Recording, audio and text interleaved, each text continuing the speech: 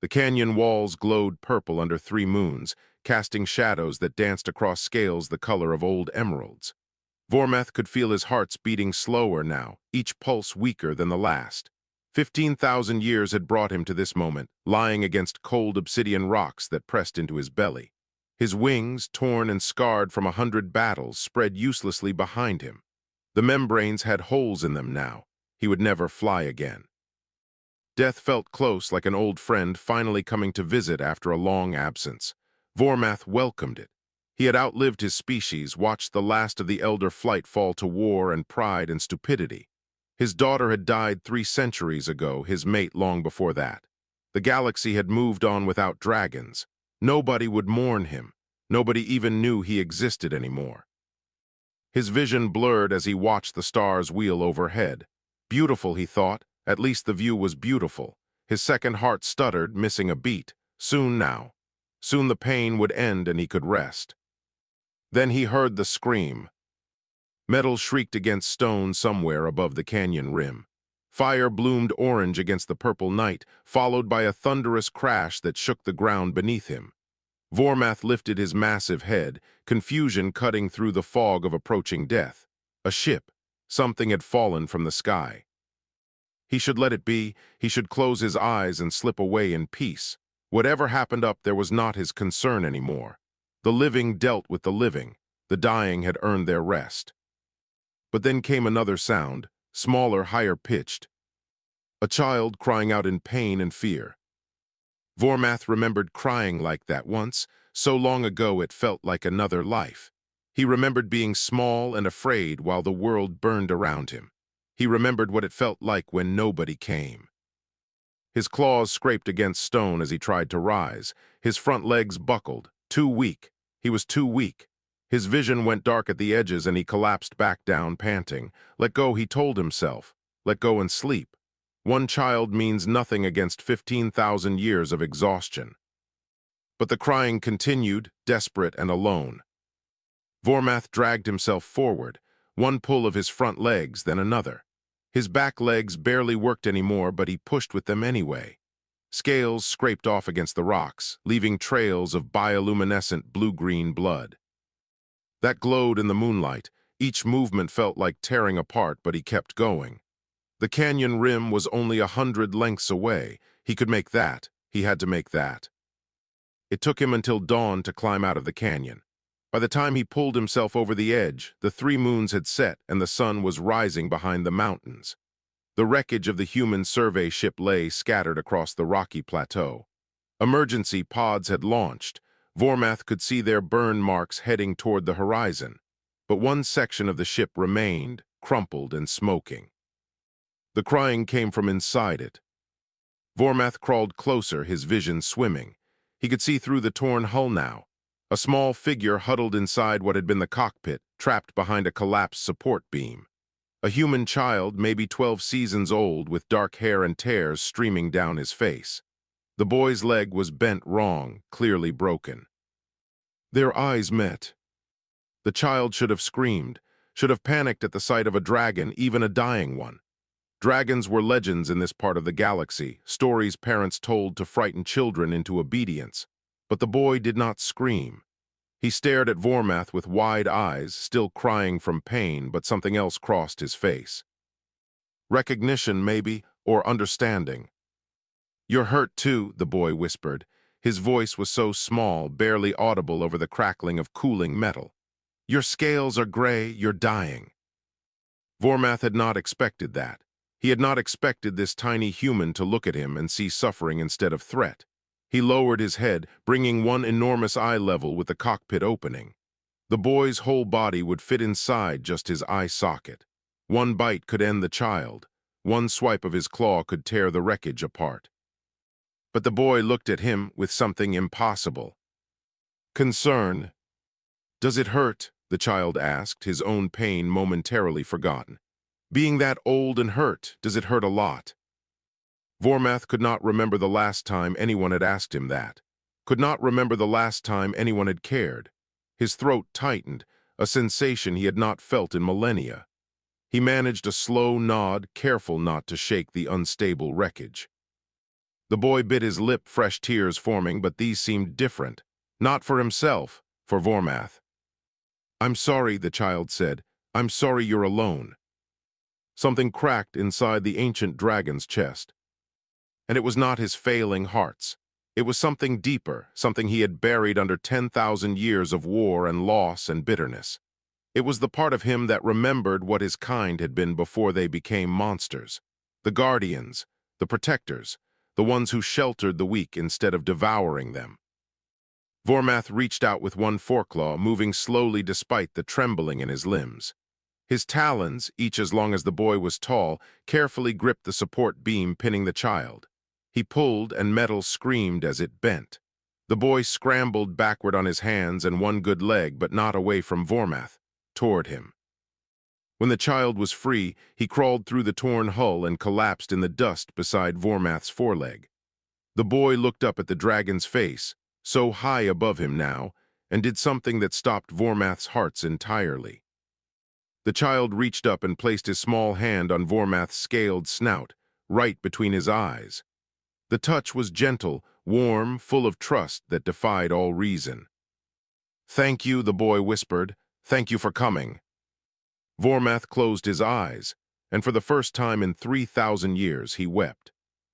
Vormath had forgotten what tears felt like. They rolled down his scaled cheeks and hissed against the warm rocks, turning to steam in the morning heat. The boy kept his hand pressed against the dragon's snout, his small fingers barely covering a single scale, but the weight of that touch felt heavier than mountains. "My name is Owen," the boy said softly. His broken leg was stretched out awkwardly in front of him, but he did not pull his hand away. "What's yours?" A name. Vormath had not spoken his name aloud in over 2,000 years. The word felt strange in his throat, rusty and old. "Vormath," he rumbled, and the sound of it vibrated through the ground. "I am called Vormath." Owen smiled despite his pain. "That's a good name, Strong."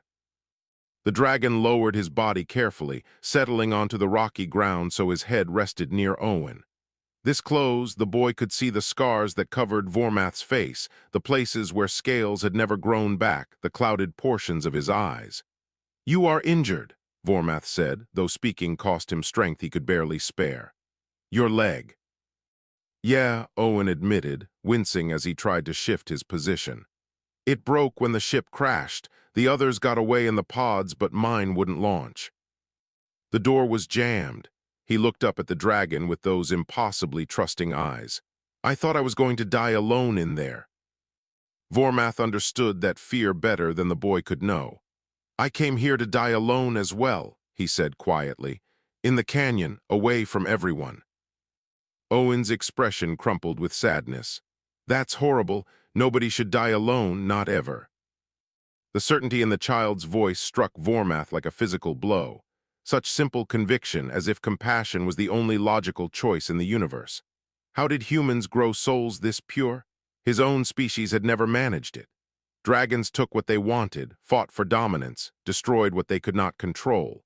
Even the best of them, the guardians his grandmother had told stories about, had eventually fallen to pride and violence. But this boy, barely more than a hatchling by dragon standards, looked at a dying monster and felt sorrow for it. "I lost my mom last year," Owen said, his voice cracking slightly. "She got sick. The colony doctors tried everything, but nothing worked. At the end, I held her hand just like this." He pressed his palm more firmly against Vormath's scales. "She told me it helped, made her feel less scared." Vormath's eyes closed again. "I am sorry for your loss, small one." "Owen," the boy corrected gently. "You can call me Owen. We're friends now, right?" Friends, the word seemed absurd. A 15,000-year-old dragon and a 12-year-old human child. Different species, different worlds, different everything. And yet, as Vormath felt the warmth of Owen's hand against his dying scales, the word did not feel wrong. "Yes," Vormath agreed, "we are friends." Owen's smile returned, bright enough to rival the rising sun. Then he gasped, his face going pale as pain shot through his broken leg. His hand slipped from Vormath's face as he clutched at his injury. The dragon moved faster than he should have been able to, faster than his failing body had any right to move. Instinct took over, ancient and deep, the guardian reflex his species had once prided themselves on. He curved his body around Owen, creating a shelter with his bulk, blocking out the harsh sunlight that had caused the boy to shift position. His tail wrapped loosely around them both, careful not to touch Owen's leg. "Be still," Vormeth commanded, his voice dropping to a gentle rumble. "Let me see." Owen bit his lip but nodded, tears streaming down his face again. Vormeth examined the injury with eyes that had seen thousands of broken bones in his lifetime. The break was clean, at least. The bone had not pierced the skin, but the boy needed it set and stabilized soon, or it would heal wrong. Vormeth looked at the wreckage of the ship behind them. His mind, foggy with exhaustion and pain, struggled to focus. He needed something straight and rigid, something to bind the leg. His talons were too large for such delicate work, each one sharp enough to tear through metal. If he tried to set the bone himself, he would likely hurt Owen worse. But he could gather materials. "There are yellow pouches inside the ship," Owen gasped between gritted teeth. "Emergency medical kits, and the support beams are made of flex metal. They can be bent." Vormeth nodded slowly. He unwrapped his tail from around them and pushed himself up onto his legs. His vision went dark and he swayed dangerously, but he locked his joints and refused to fall. Owen needed help. Owen, who had shown him kindness when he deserved none. Owen, who called him friend. The dragon moved to the wreckage and carefully, so carefully, used his forklaw to peel back sections of hull. Inside, he found 3 yellow pouches marked with red crosses. His talons snagged them, along with 2 of the smaller support beams. When he returned to Owen, he laid everything beside the boy. Owen's hands shook as he opened the first pouch, but he worked quickly despite his pain. He pulled out antiseptic wipes, rolled bandages, and a small injector of pain medication. The boy pressed the injector against his thigh and gasped as it hissed, the medicine flooding his system. Within seconds, his shoulders relaxed slightly and his breathing steadied. "Can you bend those beams straight?" Owen asked, pointing at the flex metal. "I need them like splints." Vormeth used his smallest talon to carefully reshape the metal, his movements slow and precise. Owen talked him through it, explaining how the splints needed to sit on either side of his leg, how the bandages would hold them in place. The boy was brave, crying silently as he straightened his own leg before Vormeth helped position the splints. Together, working with dragon talon and human hand, they wrapped the injury. When it was done, Owen slumped backward against Vormeth's foreleg, exhausted and pale. The dragon curled around him again, his body, warmth seeping into the boy.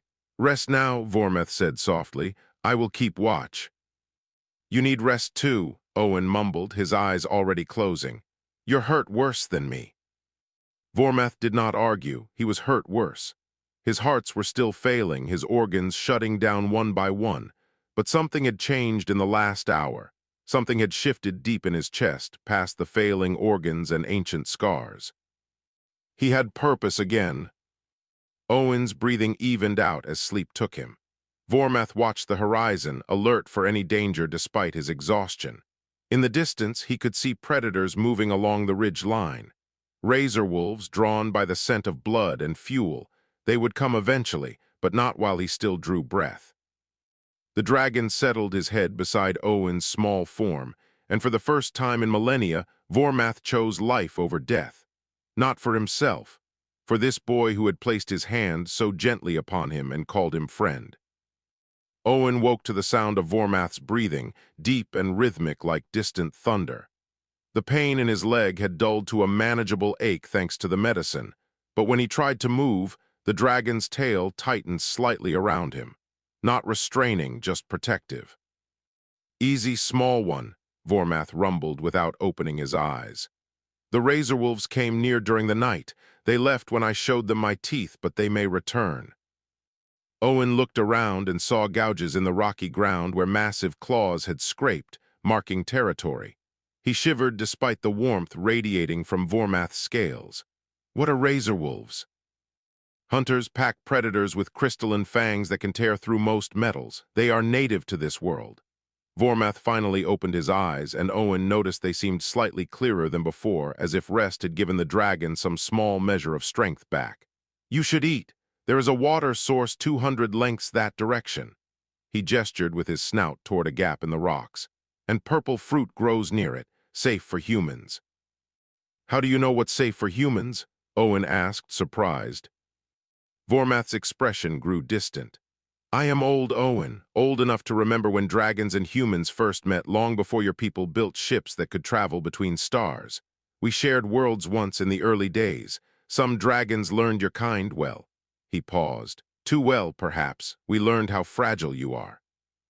How easy to break." The sadness in Vormath's voice made Owen's chest hurt. He reached out and touched the dragon's scaled foreleg, the only part he could easily reach from where he sat. "Not all dragons were bad, were they?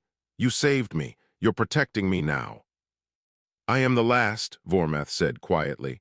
"The last of a broken line. My species destroyed itself through war and conquest. We grew too powerful, too proud. We forgot what we were meant to be." Owen shifted position carefully, keeping weight off his splinted leg. "What were you meant to be?" "Guardians." The word came out like a confession. "Before corruption took us, the Elder Flight served as protectors. Each dragon would choose a charge, someone to shield from harm. It was considered the highest honor." Vormath's eyes focused on Owen with an intensity that should have been frightening but somehow was not. "I have not felt that calling in 10,000 years. I thought it dead inside me. But when I heard you cry out in that wreckage, something ancient woke up." "Like instinct?" Owen asked. "Deeper than instinct, like remembering who I truly am beneath all the centuries of grief and violence." Vormath lowered his head until it rested on the ground beside Owen. "You asked what I was meant to be. I think I was meant to be this, right here, right now, keeping you safe." Owen felt tears prick his eyes, but he blinked them away. "My mom used to say that people come into our lives exactly when we need them. I thought she just meant it to make me feel better when I was sad, but maybe she was right." "Wise words from a wise mother." Vormath's tail unwrapped from around Owen, giving him space to move. "Can you walk?" Owen tested his weight on his good leg, using Vormath's foreleg for support. He managed to stand, balancing awkwardly. "Not really. I can hop, maybe." "No, you will ride." Owen blinked. "Ride on you." Vormath's laugh came out as a low rumble that shook the ground. "I am dying, not decorative. My back is strong enough to carry one small human. Climb up." It took some creative maneuvering and a lot of help from Vormath lowering his shoulder. But eventually, Owen found himself seated at the base of the dragon's neck, between two of the massive ridged scales that ran down Vormath's spine. The scales formed a natural saddle of sorts, keeping him secure. "Hold tight to the ridge in front of you," Vormath instructed. "I will move slowly." When Vormath stood to his full height, Owen gasped. The world looked completely different from up here, at least 20 feet off the ground. He could see for miles across the rocky plateau, could see the mountains in the distance and the shimmer of what might be water near the horizon. It felt like flying, even though Vormath's torn wings would never carry them into the sky. The dragon walked with a pronounced limp, his back legs dragging slightly, but he made his way toward the gap in the rocks he had indicated earlier. Owen held on tight, amazed at how stable the ride was despite Vormath's injuries.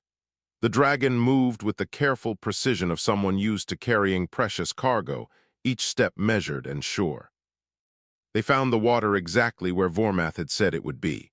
A small spring bubbled up from between rocks, forming a clear pool before trickling away into the ground. Purple fruits hung from low bushes nearby, their skins almost transparent in the sunlight.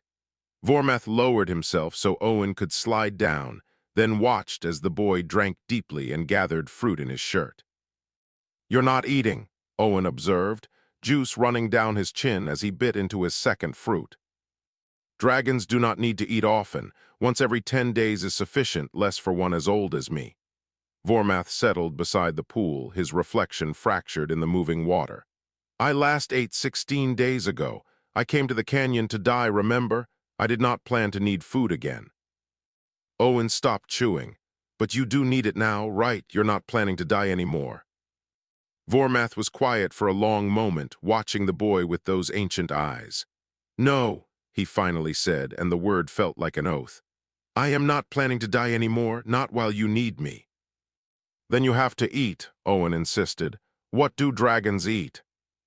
"Large prey. There are herd beasts in the valley beyond those mountains, but I am too weak to hunt them now." Owen frowned, thinking hard. The ship had emergency rations, lots of them, protein packs, nutrient bars, things like that. Would those work? "Perhaps if there are enough." Owen's face lit up. "There were crates of them in the cargo bay. That section of the ship is still mostly intact. We can check when we go back." Vormath felt something unfamiliar stir in his chest. Hope, maybe, or perhaps just gratitude that this boy refused to let him fade away quietly. Owen had already lost his mother. The child was not going to lose anyone else if he could help it, not even a dragon he had just met. "Tell me about her," Vormath said suddenly. "Your mother, what was she like?"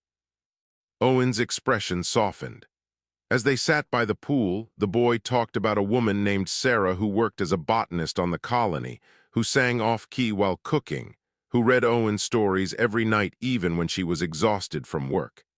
He talked about her illness, about holding her hand at the end, about the hole she left behind. Vormath listened to every word, committing them to his ancient memory. When Owen finally grew quiet, the dragon spoke. "She would be proud of you. The way you held my hand when you were frightened, the way you tend my wounds instead of your own, the way you refused to let me give up. She raised a guardian's heart in you." Owen wiped his eyes and smiled. "Maybe that's why I found you. Maybe I'm supposed to guard you too." Vormath felt his hearts, both of them, beat stronger than they had in days. "Then we will guard each other," he said, "until help arrives for you." "And after?" Owen asked, hope bright in his eyes. Vormath did not answer immediately. He looked at the three moons, visible even in daylight, remembering all the centuries that had brought him to this moment. An ancient dragon who came to die alone. A human boy who refused to let him. Perhaps Owen's mother had been right about people coming into lives when needed. After, Vormath said slowly, "We will see what comes together." Owen grinned and reached out to pat the dragon's scaled foreleg. "Together sounds perfect." The second night on Drakenhold began peacefully enough. Vormath had carried Owen back to the cave system near the crash site, a network of natural chambers that would provide better shelter than the open plateau. The dragon had found crates of emergency rations exactly where Owen said they would be, and though the protein packs tasted bland and artificial, they gave Vormath more strength than he had felt in weeks. Owen had spent the afternoon telling stories, his voice filling the cave with warmth. He talked about his home colony, about the friends he had made there, about the ships that came and went carrying supplies and new settlers. Vormath listened, storing every detail in his vast memory. The boy's life was so short by dragon standards, barely a heartbeat, but it burned bright with enthusiasm and hope. "Do you think the rescue ship got my beacon?" Owen asked as the sun set, painting the cave mouth orange and red. "Your technology is impressive. I am certain they received it." Vormath shifted his bulk, making sure Owen stayed warm against his side. "How long until they arrive?" 3 days, maybe 4. Depends on where the pods landed and how fast they can organize a rescue team." Owen absently touched his splinted leg. "The medicine is wearing off, but it doesn't hurt as bad now." "Bone healing takes time. You will need proper medical care when your people come." Vormath paused. "They will have questions about me." "I'll tell them you saved me, that you're my friend." "They may not believe you. They may think I am holding you captive or that you suffer from shock." Owen twisted around to look up at Vormath's face. "Then I'll make them believe. I'm good at that. Mom always said I was stubborn." Before Vormath could respond, thunder rolled across the plateau. But the sky had been clear moments ago, the three moons bright and full. The dragon's head snapped up, nostrils flaring. That was not thunder. It was the storm. "Inside," Vormath commanded, his voice sharp with urgency. "Get to the back of the cave now." Owen heard the change in tone and scrambled deeper into the cave without questioning. Vormath watched the horizon, his experienced eyes reading the signs. The electrical storms of Drakenhold were legendary, violent beyond anything humans had encountered on their temperate worlds.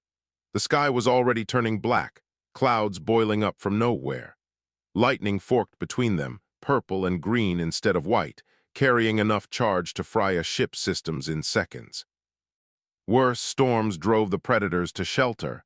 They would come seeking the caves. Vormath positioned himself at the cave entrance, his massive body blocking the opening. He could hear Owen breathing quickly behind him, frightened but trusting. The dragon's claws gouged furrows in the stone floor as he braced himself. His tail coiled defensively, and despite his exhaustion, he felt battle readiness flood his system. The razor wolves arrived before the storm did. 6 of them, each the size of a human adult, with 6 legs and crystalline fangs that gleamed in the fading light. Their pack leader, larger than the rest, locked eyes with Vormath and snarled. The sound was like grinding metal, harsh and alien. They wanted the cave. They wanted shelter from the coming storm. And they smelled the human child. Vormath, Owen's voice was small, scared. "Stay behind me," Vormath said, his voice dropping to a dangerous rumble that vibrated through the cave walls. "Do not run, do not scream, just stay behind me." The pack leader charged first, testing Vormath's defenses. The dragon's jaw snapped closed on empty air as the wolf dodged, faster than it had any right to be. 2 more came from the sides, trying to flank him. Vormath's tail whipped out, catching one across its crystalline fangs and sending it tumbling. The other got past his guard, razor claws scraping against his scaled shoulder before he shook it off. He was too slow. His body was too weak. In his prime, Vormath could have ended this fight in seconds, but those days were 10,000 years gone. He could barely keep them at bay, let alone drive them off. Then he heard Owen behind him, and something shifted in his mind. These wolves wanted to hurt his charge, his ward, the boy who had shown him kindness when he deserved none, who had called him friend, who had refused to let him die alone in the dark. That single thought ignited something in Vormath's chest, a fire he thought long extinguished. The Guardian rage. Vormath's roar split the air, loud enough to shake loose stones from the cave ceiling. It was not the roar of a dying dragon, but of an elder in his prime, a sound that carried across the plateau and made the approaching storm pause as if in respect. The razor wolves froze, their primitive brains recognizing danger too ancient to ignore. But the pack leader was hungry and desperate. It charged again, fangs aimed at Vormath's throat. The dragon moved faster than his failing body should allow, twisting and catching the wolf in his jaws. His teeth, worn but still sharp, crunched through crystalline fang and bone. He flung the wolf away, broken and bleeding, and rounded on the others with fire building in his throat. Dragon fire, the weapon his kind were famous for, required energy Vormath barely possessed. But for Owen, he would burn the last of his strength to ash. He exhaled, and blue-white flames poured from his jaws, painting the cave entrance with light. The remaining wolves scrambled backward, yelping and fleeing into the oncoming storm. The moment they vanished, Vormath collapsed. His legs gave out and he slumped against the cave floor, panting. The fire had cost him dearly. His vision blurred and his heart stuttered out of rhythm. Too much. He had pushed too far. Vormath, Owen's hands were on his face, patting his scales frantically. Vormath, stay awake, please stay awake. "I am here," the dragon managed to whisper. "Are you hurt?" "Me, no, I'm fine, but you're not," Owen's voice cracked with panic. "What do I do? How do I help you?" Vormath tried to focus on the boy's face. The yellow pouch, medicine, injector with blue stripe. Owen scrambled to the medical supplies they had brought from the wreckage. His hands shook as he searched, finally pulling out an injector marked with blue tape. "This one. Press it to my shoulder, where the scales are small." Owen found the spot and pushed the injector against it. The device hissed, pumping stimulants and pain suppressants into Vormath's system. Within seconds, the dragon's breathing steadied. His hearts found their rhythm again, though they beat weakly. The medicine would not heal him, but it would keep him alive a while longer. "I thought you were going to die," Owen said, tears streaming down his face. I thought they were going to kill you and then come for me. Vormeth lifted one foreleg and carefully, gently drew Owen against his chest. The boy was shaking, finally allowing himself to feel the fear he had been holding back. I will not let anything harm you, Vormeth rumbled. Not while I breathe. This I swear by the ancient ways, by the guardian bond that chose us. You are mine to protect, Owen of the human colony, mine to shield from harm. Owen pressed his face against Vormeth's scales and cried, and the dragon held him through it all. Outside, the electrical storm finally broke over the plateau, lightning turning night to day in purple flashes. Thunder shook the ground. Rain fell in sheets, washing away the blood and gore from the brief battle. But inside the cave, a boy and a dragon huddled together, and both felt safer than they had in a very long time. Owen, because he had a protector who would fight the world for him. Vormeth, because he had finally found someone worth fighting for. Rest now, Vormeth said softly as Owen's tears slowed. The storm will pass by morning, your people will come soon, but tonight we are safe. Owen nodded against the dragon's chest, exhaustion finally claiming him. As the boy's breathing evened out in sleep, Vormeth kept watch through the long night. Every muscle ached, his wounds throbbed, his heart struggled with each beat, but he stayed alert, guarding his charge, fulfilling the oath he had made. He was a guardian again, and guardians did not rest while their wards needed them. The rescue ship arrived at noon on the third day, its engines screaming as it descended through Drakenhold's atmosphere. Vormeth sensed it long before Owen did, his ancient instincts reading the vibrations in the air. He gently nudged the sleeping boy awake with his snout. "They are coming," he said quietly, "your people." Owen sat up quickly, wincing as his splinted leg bumped against stone. His face lit up with relief and excitement, but then he looked at Vormeth and the joy faded to worry. What will they do when they see you? What any sensible creature would do when confronting a dragon. They will prepare to fight. But you saved me, you protected me, they have to understand that. Vormeth's laugh came out as a tired rumble. I am an ancient terror from their legends, Owen. Understanding takes time. Fear is instant. They moved to the cave entrance together, Owen riding on Vormeth's back despite the short distance. The dragon's strength had improved slightly over the 3 days, the emergency rations and rest giving him enough energy to move without collapsing. But he was still dying, just slower now. Both of them knew it. The rescue ship was large, military-grade from the look of it. The Steadfast, according to the name painted on its hull, it settled onto the plateau with practiced precision, landing struts extending. For a long moment, nothing happened. Then a ramp descended and figures emerged, armed and cautious. 6 soldiers in tactical armor, weapons raised. Behind them, a woman in an officer's uniform with captain's insignia. And behind her, 2 people in medical white carrying emergency equipment. They fanned out in formation, approaching the cave where scanners had undoubtedly detected life signs. When they saw Vormeth, every weapon snapped up to aim at his head. "Don't shoot," Owen screamed, his voice cracking with panic. He slid down from Vormeth's back and positioned himself in front of the dragon, arms spread wide despite his broken leg. "Don't you dare shoot him." The captain raised one hand, signaling her team to hold fire. She was older than the others, with gray threading through her dark hair and the kind of eyes that had seen too much. Captain Lee, according to her name badge. She approached slowly, weapon lowered but ready. "Owen Martinez," she called out. "We're here to rescue you. You need to move away from that creature." "His name is Vormeth, not creature, and he's the only reason I'm alive." Owen's voice was fierce, protective. "He saved me from the crash. He protected me from predators. He's my friend." The soldiers exchanged uncertain glances. One of them, a younger man with nervous hands, kept his rifle trained on Vormeth.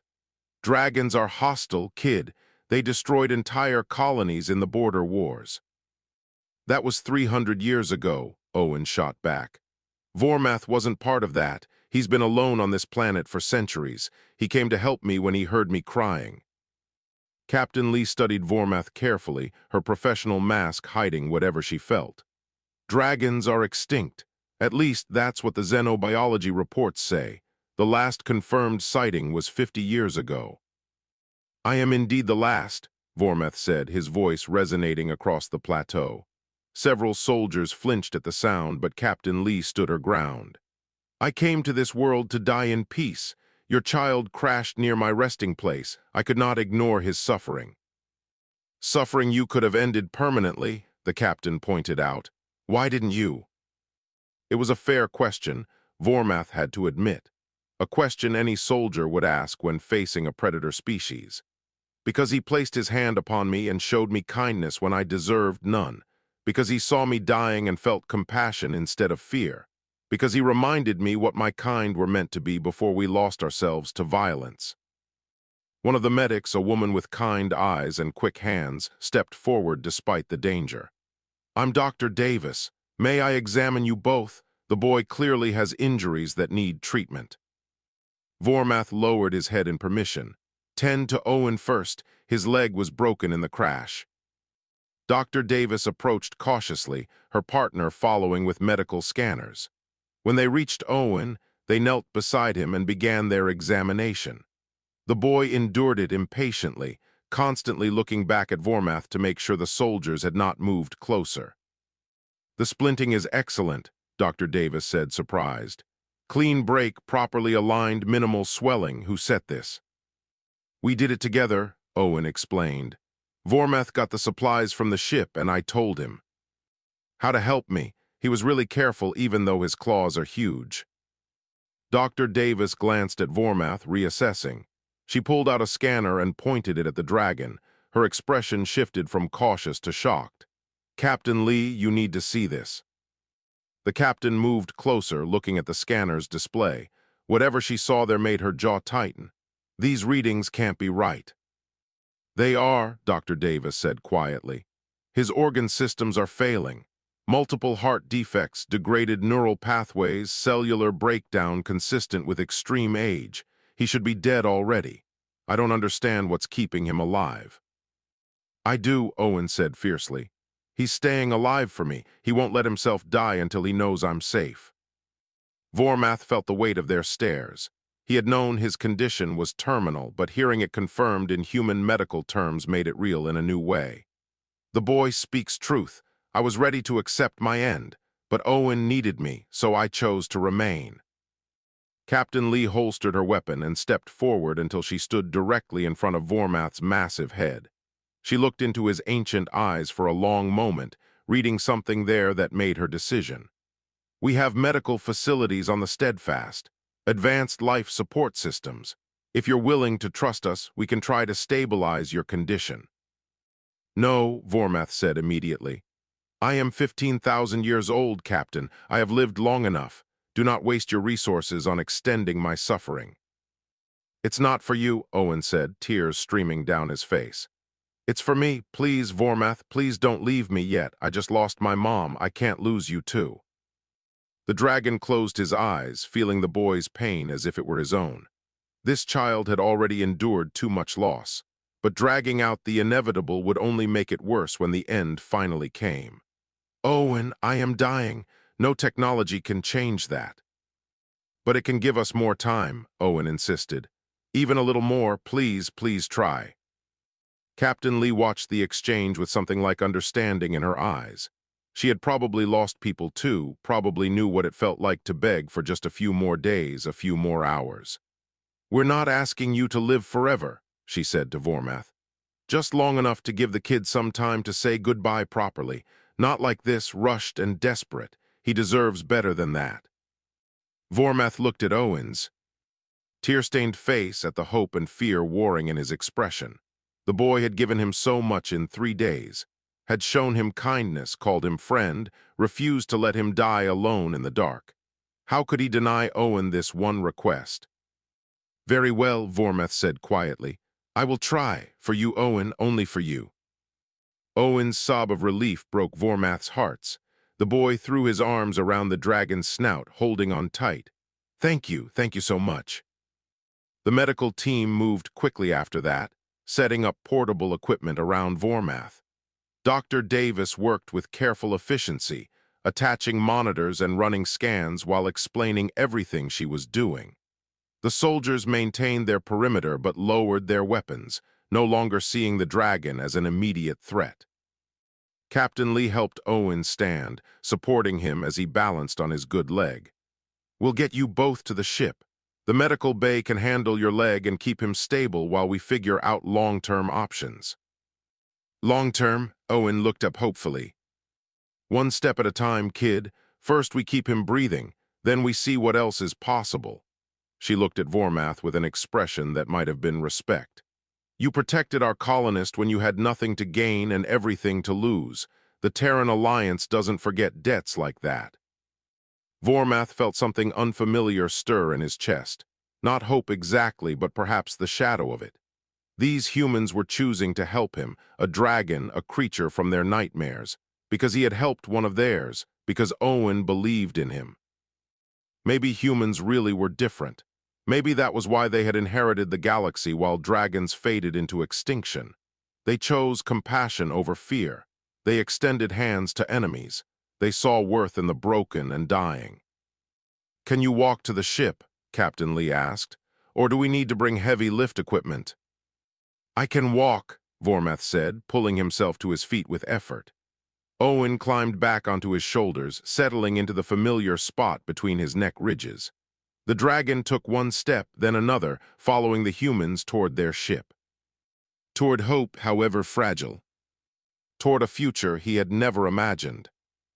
Together, 3 months passed on Haven Colony, and Vormath learned what it meant to live instead of merely survive. The habitat they built for him was enormous, constructed in the agricultural district where the high ceilings and reinforced structures could accommodate his size. It was not a cage, Captain Lee had insisted on that. It was a home, with open archways leading to a private courtyard where 3 moons rose each night, just like on Drakenhold. Solar panels on the roof powered the medical equipment that kept his failing organs functioning, buying him time measured in years now instead of days. Owen visited every afternoon after school, a routine they both looked forward to with quiet anticipation. The boy's leg had healed perfectly, leaving only a faint scar he wore with pride, proof of his adventure. Today he arrived with his school bag bouncing against his hip and a data pad clutched in his hands. "Vormath," Owen called out, grinning as he jogged across the courtyard. "You won't believe what happened today." The dragon lifted his head from where he had been dozing in a patch of sunlight. His scales had regained some of their emerald luster, no longer the dull gray of approaching death. The medical treatments, combined with proper nutrition and purpose, had given him strength he thought lost forever. He would still die eventually, his body too old and damaged to fully repair, but Dr. Davis estimated he had at least 5 more years. Maybe 10 if they were lucky. "Tell me," Vormath rumbled, pleased to see Owen so excited. "What miracle occurred in human education today?" Owen plopped down beside Vormath's foreleg, his usual spot. "Dr. Chen came to our class. You know, the xenohistorian from the university. She wanted to interview me about you for her research. She said I'm the only human in recorded history who's bonded with a dragon." "And what did you tell her?" "The truth, that you're the best friend I ever had." Owen looked up at Vormath with absolute sincerity. "She wants to interview you too, if that's okay. She has so many questions about dragon culture and history." Vormath had received many such requests over the past months. At first, he had refused them all, content to spend his remaining time in quiet peace with Owen. But gradually, he had begun to accept visitors. Historians who wanted to record his memories of the ancient galaxy. Linguists who studied the dragon language he taught them. Children who came on school trips, their initial fear melting into wonder as he told them stories of worlds that existed before their grandparents were born. "I will speak with Dr. Chen," Vormath agreed. "But only if you stay and listen. Your questions are better than hers." Owen beamed and pulled up something on his data pad. "Actually, I have more news. Remember how Captain Lee said the Alliance was discussing what to do about your story?"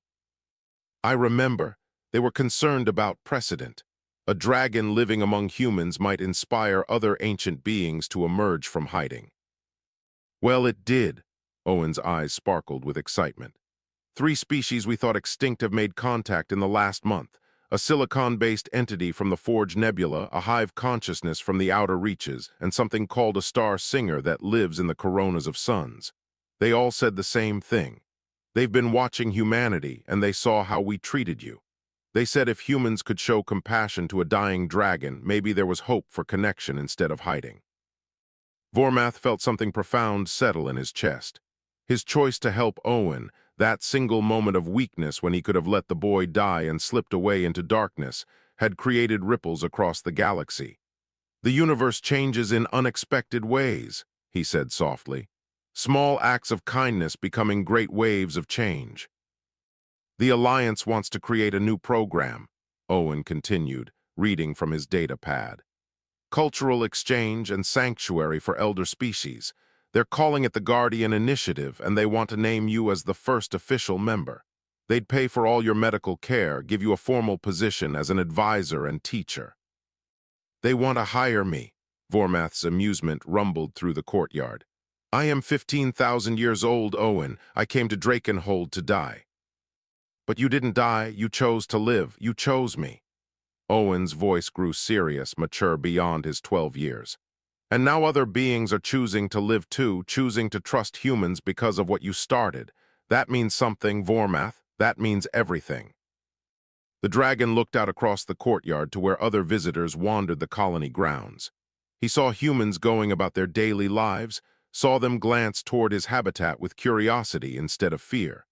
Saw children playing in the square, some of whom had attended his storytelling sessions. Saw Dr. Davis reviewing medical charts near the entrance, dedicated to keeping him alive and comfortable. This was not the ending he had imagined for himself, but perhaps that was the point. He had been ready to write his final chapter alone, bitter and forgotten. Instead, a human boy with a gentle hand had rewritten his story entirely. I accept their offer, Vormath said, on one condition. What condition? That you remain my primary charge. Whatever duties they assign me, whatever role I take in this Guardian Initiative, you come first. The bond between us is sacred, and it will not be diminished by politics or bureaucracy. Owen launched himself at Vormath's snout, wrapping his arms around it in a fierce hug. Like you could get rid of me if you tried. We're bonded, remember, guardian and ward, forever. Vormath closed his eyes, feeling the boy's warmth against his scales, feeling alive in a way he had not felt in millennia. Forever is a long time, small one.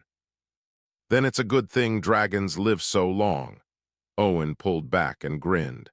Dr. Davis said if the treatments keep working, you might see me graduate school, maybe even university. You could come to my graduation ceremony. How cool would that be? Extremely cool, as you humans say. Vormath opened one eye and regarded Owen with affection that would have seemed impossible 3 months ago. And what will you study at this university? Xenobiology, maybe, or interspecies relations.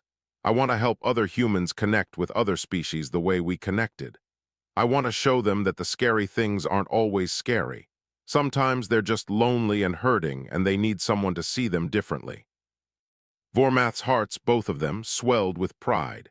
This boy, this remarkable human child, had not just saved his life. Owen had given him purpose, shown him that his existence still mattered, that 15,000 years of experience could be wisdom instead of burden. And now Owen wanted to spread that understanding to others. You will be magnificent at it, Vormath said. You already are. As the sun set over Haven Colony, painting the sky in shades of orange and purple, Owen settled against Vormath's side to do his homework. The dragon kept watch over him, a habit born in crisis but continued by choice. Around them, the colony came alive with evening activity. Lights flickered on in windows. Families gathered for dinner. Life continued its eternal dance. Vormath had come to Drakenhold to die alone, convinced his story had ended, and his kind deserved to fade into darkness. But a human boy had placed his small hand upon him and whispered words of kindness, and everything changed. The ancient dragon learned that it was never too late for redemption, never too late for purpose, never too late to matter. He had been so ready to let go. Now he held on tight, savoring every moment with Owen, every conversation with curious visitors, every sunrise he never thought he would see. His body still failed slowly, his time still limited, but those limitations no longer felt like a curse. They felt like a gift. 5 years, Dr. Davis said, maybe 10. However long he had, Vormeth would spend it well, teaching, sharing, protecting, being the guardian his species had once been before pride and violence corrupted them, showing the galaxy that even the oldest sins could be forgiven if met with compassion. Owen's gentle hand had saved him. Now Vormeth would spend his remaining years ensuring that gentle hand reached out to save others. It was a good way to end a story, not alone in a dark canyon, but surrounded by friends, by purpose, by hope, not as a relic of a violent past, but as a bridge to a better future. Vormeth closed his eyes and let himself rest, Owens breathing steady and peaceful beside him. The boy had fallen asleep over his homework, exhausted by the excitement of the day. The dragon carefully, so carefully, draped his wing over Owen to keep him warm as the night grew cool. "Thank you, small one," Vormeth whispered.